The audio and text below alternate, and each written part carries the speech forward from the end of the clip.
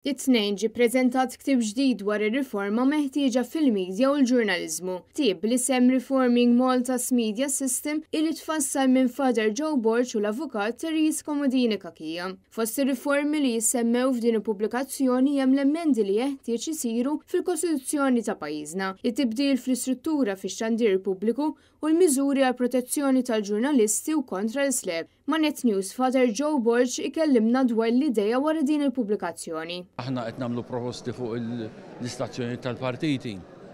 Qed nagħmlu proposti wkoll fuq kif jista' jkollna Code of Ethics ġurnalistika. X'aħna qed ngħidu m'għandhomx jaċċettaw il-ġurnalisti assolutament, jew li jkun hawn il-liċenzji tal-ġurnalisti, jew ikun hawn awtorità regolatorja. Issa aħna nittamaw li noħolqu kuxjenza biex dawn l-affarijiet jinbidlu.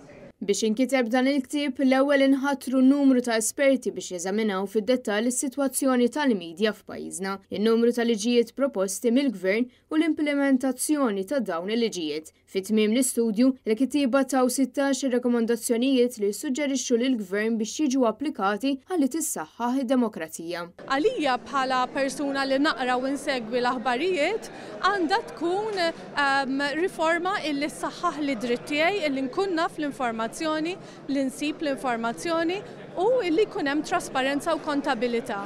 Kristin Mamo għal Net News.